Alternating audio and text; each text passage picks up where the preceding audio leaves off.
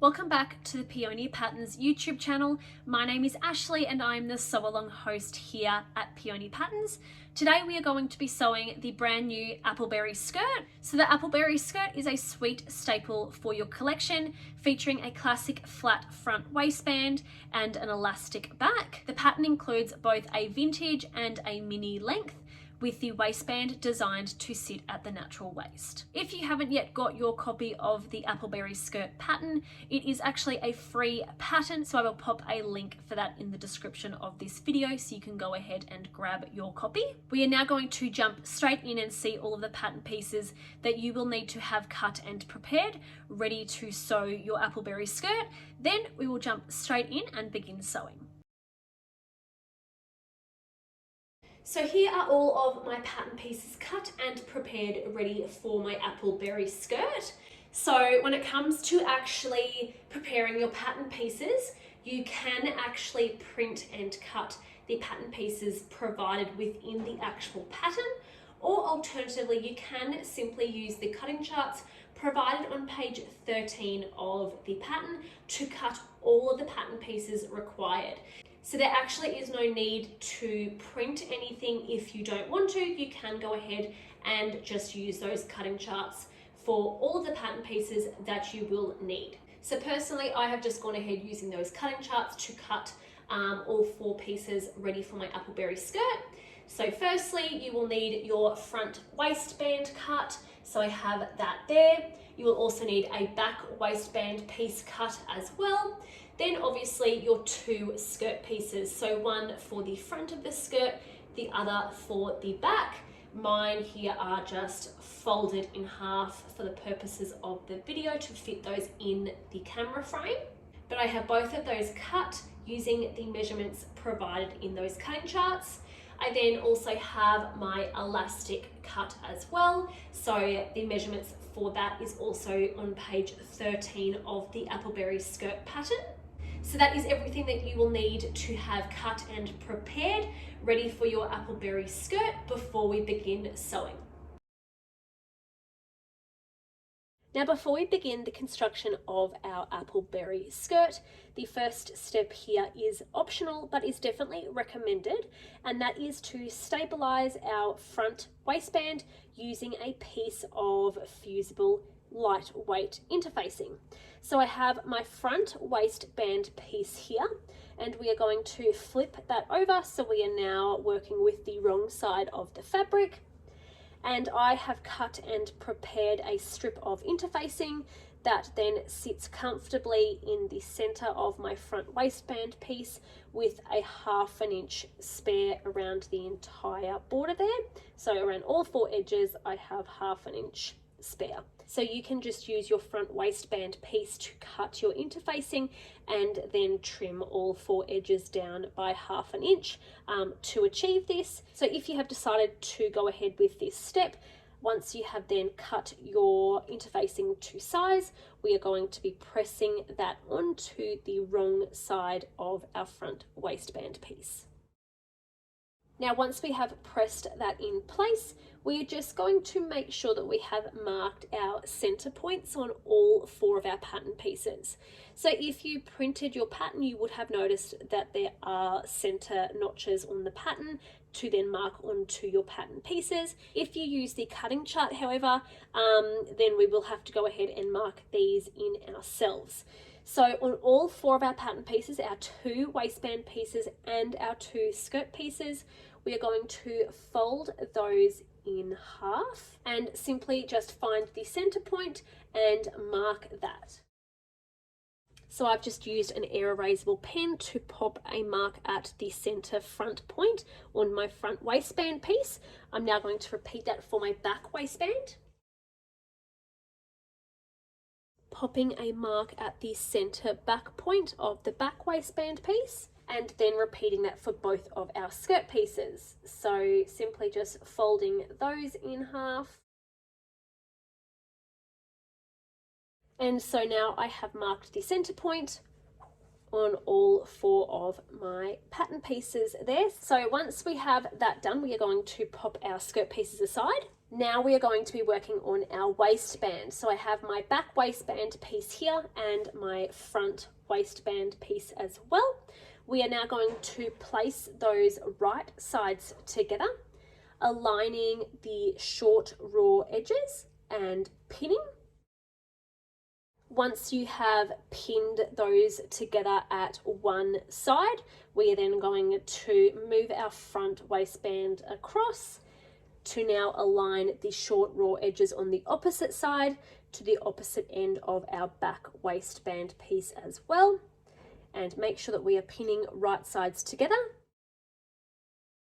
Once we now have both sides pinned, we are now going to have one continuous loop of fabric like so. So we are now going to head to the sewing machine to sew exactly where we have pinned using a 1/2 inch seam allowance. Once you have then sewn both short raw edges together, attaching our front waistband now to our back waistband, we are going to open those seams up and press those flat. Now we're going to be folding our waistband in half lengthwise, wrong sides together and pressing. So simply now folding that over, matching our side seams up and pressing.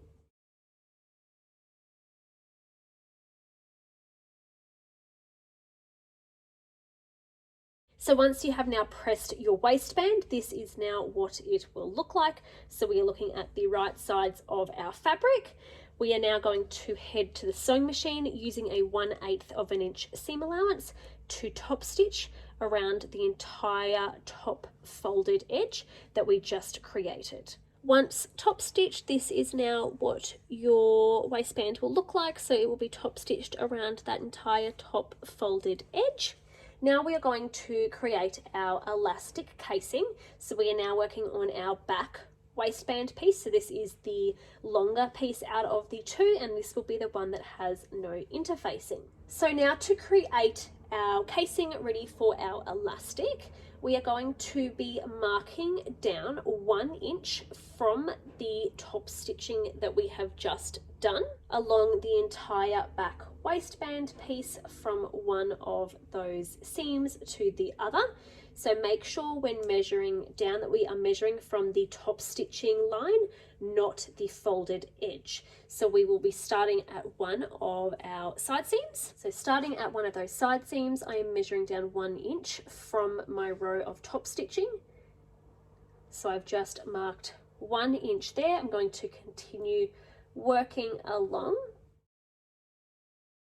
all the way until the next side seam. Now just using a ruler, I am going to draw a straight line connecting all of those marks together. So that will now be 1 inch down from that row of top stitching. So I've just gone ahead and used a ruler to connect those marks together and form a straight line along the entire length of my back waistband. So from one side seam all the way to the other. Now we are going to head to the sewing machine to sew along the line that we have just drawn in, starting at one side seam and stitching all the way to the other.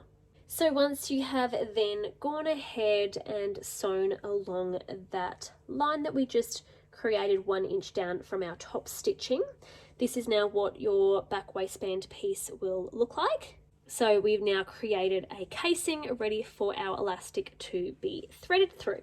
So I have my elastic here. Now before we go ahead and thread that through, we do want to just pre-stretch that a few times and then remeasure just to ensure that it has not stretched from the original length. If it has, you can then just trim it back down to the length that is required for your particular size. Now prior to also threading through, another little tip that you can do is mark 1/2 inch in from the short edges of our elastic. So just measuring in by 1/2 inch. So I've just gone ahead and popped 2 marks on either end of my elastic that are 1/2 inch in from both of those short ends. That can then just help as a guide when threading our elastic through our casing. So basically we want 1/2 inch of excess elastic extended past our side seam.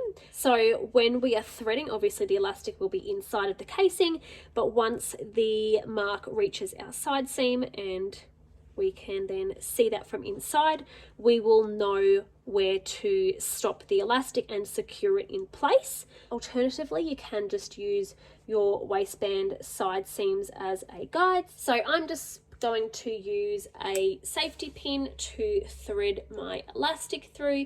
You can use something else like a bodkin though if you prefer. So now going in from our front waistband that we have not sewn, we're going to thread our elastic up through the very top. So we are now threading it through the casing that we have created. And you want to be mindful when threading through that we don't pull all of the elastic through. So we do want to leave 1/2 inch extended past that side seam. Now, as I mentioned, once that tail end of the elastic starts getting closer to the side seam that we entered through, we want to make sure that that does not continue getting pulled all the way through. We want to leave 1/2 inch extended past the side seam so that we have something to secure. Now, as you can see, the mark that I created is right there aligning with my side seam, or as I mentioned, you can just align it with the raw edges inside of your side seam, and that will also then make sure that that is extended out by 1/2 inch. So once you have that in place, we can just pop a pin in. And we are going to now head to the sewing machine to stitch in the ditch of our side seam. So essentially we will be sewing directly in the center of our side seam, just from where our top stitching is at the top folded edge to our line of stitching where we created our casing, and that will then secure that elastic in place with the 1/2 inch extra extended out. So I'm now going to go ahead and do mine, making sure that when you do stitch in the ditch that we are sewing from the right side of our waistband. So I'm now going to go ahead and do that, and we'll come back to show you exactly what that will look like. So once you have secured that tail of elastic in place by stitching in the ditch, this is now what that will look like. So my line of stitching goes directly in the center of that side seam. So this is it then from the wrong side, and that just secures the end of elastic in place to now continue threading our elastic through to the opposite side seam.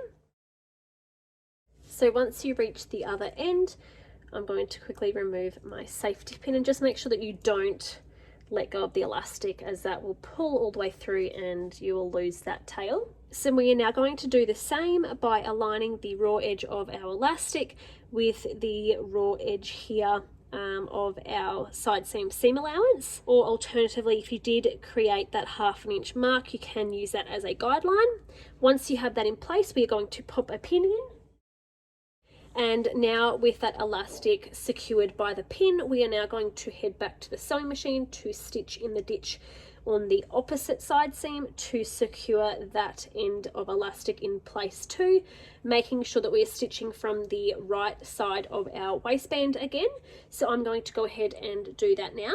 Once you have then stitched in the ditch on the opposite side to now secure both ends of elastic in place, you can now give that a good stretch to evenly distribute the elastic. Now the next step is optional, so for those of you who want to skip it, that's completely fine, but I will go ahead and show it for those who may want to go ahead and do this. So basically we will be doing a horizontal line of stitching through our elastic to prevent the elastic from rolling.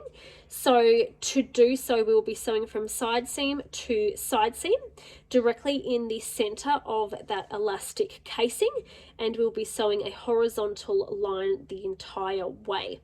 So if you do decide to do this step, we will simply be stretching out the elastic whilst sewing. This will then prevent us from sewing in any of these gathers and puckers, and then that will ultimately result in the elastic not stretching to its full ability.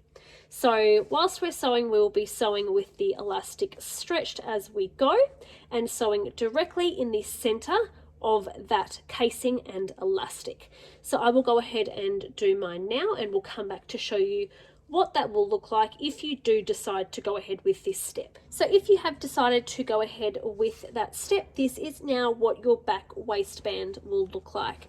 So you can see just that additional row of stitching down the center, which will then just secure that elastic in place to prevent it from eventually rolling. So that is now our waistband complete, ready to begin the construction of our skirt pieces. So to now begin the construction of our skirt pieces, I have one of my skirt pieces here, and I'm going to be taking my second skirt piece, placing that on top, right sides together. So one of these will then be our front skirt piece and the other will be the back skirt piece. So we are going to align the short raw edges together and pin. Then now repeat that for the opposite side as well. So align those short raw edges and pin. So I've now gone ahead and pinned both of my short raw edges together, so attaching our two skirt pieces together to create our side seams. This is also an ideal time to add in any size and care labels as well. So I have gone ahead and added mine to that. So once you've got all of that pinned, we are now going to head to the sewing machine using a 1/2 inch seam allowance to sew both side seams. We are then going to finish the raw edges using an overlocker or a zigzag stitch as well. So once you have then sewn your side seams and have also finished off those raw edges using an overlocker or a zigzag stitch, we are going to press those seams towards the back of our skirt. Then we are going to hem the bottom raw edge of our skirt. So to do that, we are going to press the bottom raw edge up towards the wrong side of our fabric by 1/2 inch and pressing that around the entire bottom raw edge of our skirt.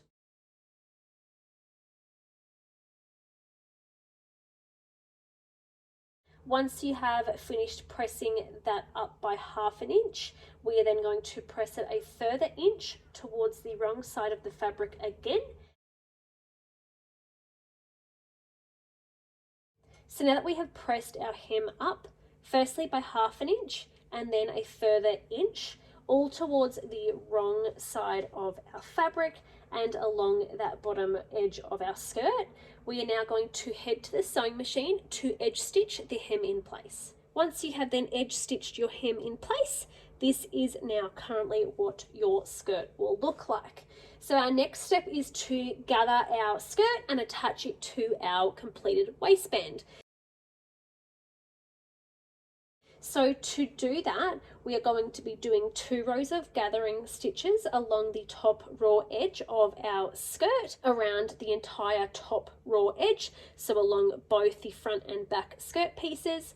Our first row will be 1/4 inch away from the top raw edge, and then the second row will be 3/8 inch away from that. So I'm going to go ahead and complete my 2 rows of gathering stitches now, and we'll come back then ready to gather and attach it to our waistband. So once you have then done your 2 rows of gathering stitches along that top raw edge of our skirt, we are now going to gather our skirt down to be the same width as our waistband, also allowing for the fact that there is the elasticated panel in the back that will need to be stretched out when being attached. So I'm going to go ahead now and gather my skirt up.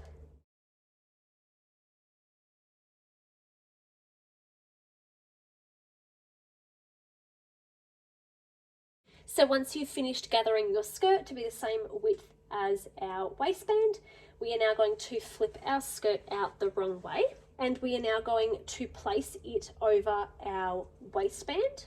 So we are doing right sides together and I'm going to start by firstly aligning the side seams of our skirt to the side seams of our waistband and pinning. Then we are going to align the center notches that we created earlier from our waistbands to our skirts, pinning there as well.